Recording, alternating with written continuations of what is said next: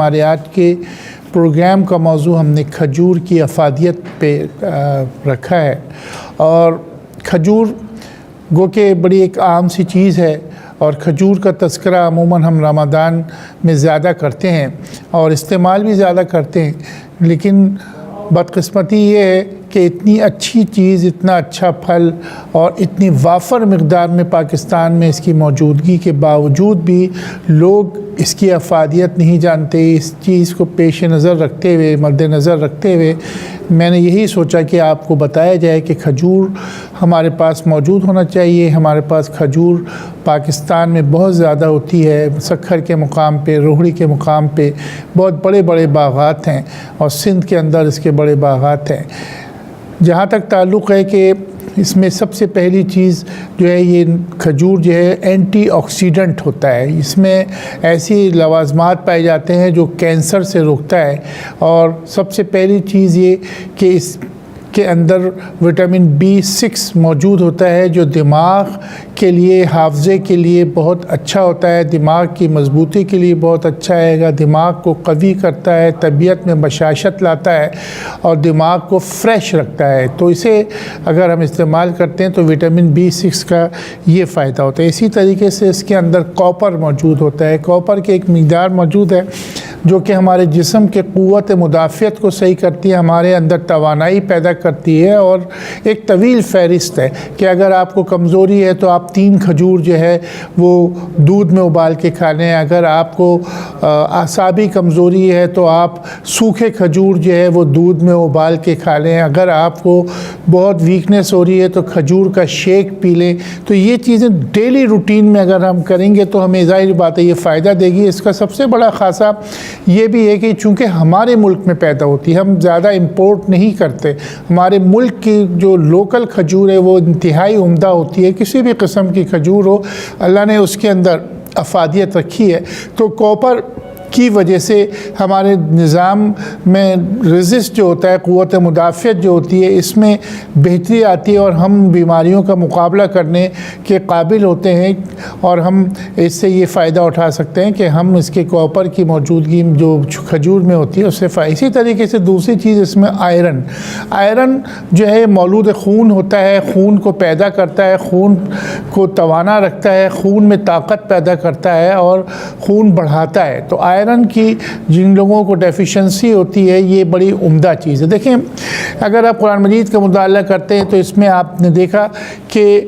قرآن کے اندر اس کا تذکرہ ہے، تو یہاں پر بات ختم ہو جاتی ہے کہ فیہا فاکہۃ والنخل والرمان، اور اسی طریقے سے حضور اکرم صلی اللہ علیہ وسلم نے بھی اس کی تعریف اور توصیف کی ہے، اور آپ نے کہا کہ جس گھر کے اندر کھجور ہوتا ہے اس گھر کے اندر کوئی شخص بھوکا نہیں رہ سکتا۔ یعنی کہ اس کی افادیت کے علاوہ اس کی برکت بتائی، اور بعض دفعہ بتایا کہ اس کا درخت جو ہے یہ برکت والا درخت ہے، اور اس کو ہونا چاہیے، اس کو لگانا چاہیے اپنی زمینوں پہ۔ اپنا گھر اگر بڑا ہے تو اس کو لگانا چاہیے۔ تو بنیادی طور پہ اللہ کے نبی صلی اللہ علیہ وسلم نے یہ فرمایا کہ جس گھر میں کھجور ہوگی وہ بھوکا نہیں رہ سکے، اس گھر میں فقر و فاقہ نہیں ہوگا۔ اسی طریقے سے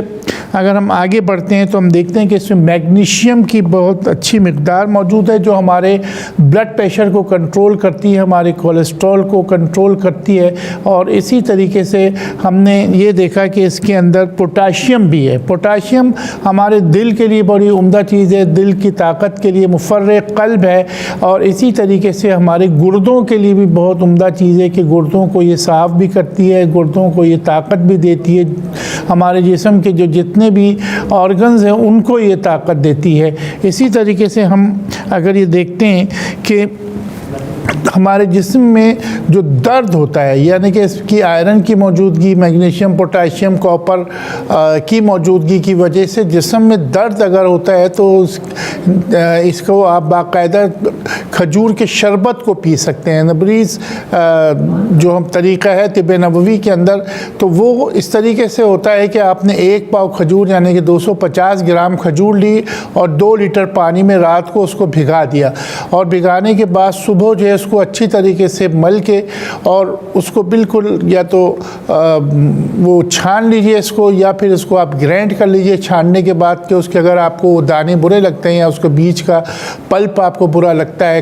پینے میں، تو جس طریقے سے کھجور کا شیک بنتا ہے، تو بیسکلی یہ کھجور کا شیک جو ہے یہ قوت کے لیے بڑی عمدہ چیز ہے۔ صرف آپ اگر 10 سے 11 دن اگر اس کا استعمال کرتے ہیں کہ آپ 3 سے 4 کھجور بھی اگر آپ اس کا شیک بناتے ہیں، اگر آپ کو 1 پاؤ بہت زیادہ لگ رہا ہے تو یہ شربت پورا نہیں پینا ہے آپ کو، جتنا آپ کی طبیعت